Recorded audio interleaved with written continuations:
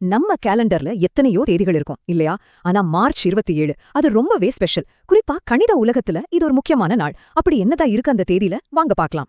ஒரே ஒரு தேதிதான். ஆனா யோசிச்சு பாருங்க, வேற வேற நூற்றாண்டுகள்ல வேற வேற நாடுகள்ல வாழ்ந்த சில பெரிய ஜீனியஸ் நம்ம உலகத்தையே மாத்தி அமைச்சிருக்காங்க. வாங்க அவங்கள ஒவ்வொருத்தரா போய் மீட் பண்ணலாம். ஓகே, இப்போ இந்த பயணத்துக்கு நம்மகிட்ட ஒரு மேப் இருக்கு. இந்த டைம்லைன் தான் அது. நாம சந்திக்க போற ஒவ்வொருத்தரையும் இதுல ஃபில் பண்ண போறோம். ரெடியா? நம்மளோட முதல் மர்மத்துக்குள்ள போகலாம். வாங்க. இப்ப பாருங்க, கிரிக்கெட் ஸ்கோர்ஸ் ஆகட்டும், சோஷியல் மீடியா ட்ரெண்ட்ஸ் ஆகட்டும், எக்கச்சக்கமான டேட்டா நம்மள சுத்தி கொட்டி கிடக்குது. இவ்ளோ பெரிய டேட்டாக்குள்ள ஒளிஞ்சிருக்கிற ஒரு பேட்டர்னை எப்படிதான் கண்டுபிடிக்கிறாங்கன்னு நீங்க என்னைக்காவது யோசிச்சு பாத்திருக்கீங்களா? இந்த கேள்விக்கான பதில், அதுக்கு நாம டைம் டிராவல் பண்ணி 1857 மார்ச் 27க்கு போகணும். அன்னைக்குதான் கார்ல் பியர்சன் பிறந்தாரு. இவரோட கான்ட்ரிபியூஷன் உண்மையிலேயே ஒரு கேம் சேஞ்சர். சிம்பிளா சொல்லணும்னா, ரெண்டு விஷயங்களுக்கு நடுவுல ஏதாவது சம்பந்தம் இருக்கான்னு கணக்கு போட்டு சொல்றதுக்கு ஒரு வழியை கண்டுபிடிச்சாரு. இப்போ ஐஸ்கிரீம் சேல்ஸ் அதிகமாகிறதுக்கும் வெயில் அதிகமாகிறதுக்கும் தொடர்பு இருக்கா? இந்த மாதிரி கேள்விகளுக்கு மேத்ஸ் மூலமா பதில் சொல்றதுதான் கோரிலேஷன். அந்த ஐடியாவை நமக்கு கொடுத்ததே இவர்தான்.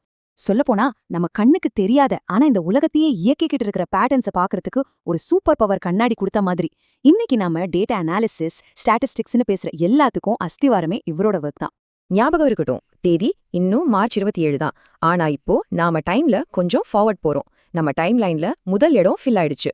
சரி, அடுத்த மர்மம் என்னன்னு பார்க்கலாமா? இப்போ டேட்டால இருந்து நேரா ஆர்ட்டுக்குள்ள ஜம்ப் பண்ண போறோம்.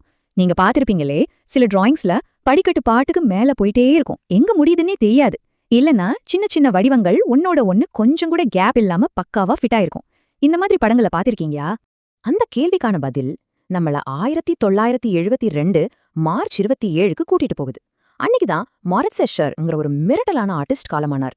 இவரோட ஸ்பெஷாலிட்டி என்ன தெரியுமா? அவர் ஒரு ஆர்டிஸ்டா இருந்தாலும் மேத்ஸ் ஐடியாஸை வச்சுதான் ஆர்ட் பண்ணுவார். இந்த டெஸ்லேஷன்ஸ் மாதிரி, அதாவது கேப்பே இல்லாம பேட்டர்ன்ஸை ரிப்பீட் பண்றது. இதை வச்சு நம்மளால நம்பவே முடியாத, நம்ம யதார்த்தத்தையே கேள்வி கேட்கற மாதிரி ஆர்ட் ஒர்க்ஸை உருவாக்குனாரு. அவரே என்ன சொல்றாரு பாருங்க, நான் கணக்கோட திறந்த வாசல்குள்ள வந்தேன், திடீர்னு ஒரு புது பாதையை கண்டுபிடிச்சு புதுவிதமான சந்தோஷத்தை அனுபவிக்கிறேன்னு சொல்றாரு. இதுலேருந்தே தெரியலையா மேத்ஸ் ஒரு ஆர்ட்டுக்கு எவ்ளோ பெரிய இன்ஸ்பிரேஷனா இருக்க முடியும்னு? பாத்தீங்களா, ஒரே தேதி ஆனா எவ்வளவு வித்தியாசமான கதைகள். நம்ம டைம்லைன்ல 2வது இடமும் ஃபில் ஆயிடுச்சு. இப்போ இந்த புதிரோட கடைசி பீஸ் அது என்னவா இருக்கும்?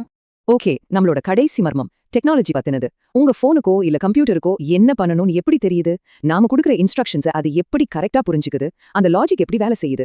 இதுக்கான பதிலுக்கும் நாம போக வேண்டிய இடம் மார்ச் 27 தான். ஆனா வருஷம் 1905. அன்னைக்குதான் லாஸ்லோ கல்மார் பிறந்தாரு. சிம்பிளா சொல்லணும்னா, இன்னைக்கு கம்ப்யூட்டர்ஸ் ஒரு மொழியை புரிஞ்சுக்கிட்டு சரி அல்லது தவறுன்னு தர்க்கரீதியா யோசிக்குது இல்லையா? அந்த மாதிரி யோசிக்கிறதுக்கான அடிப்படை விதிகளை, அதாவது கிராமரை உருவாக்குன ஒரு முக்கியமான ஆள் இவர்தான்.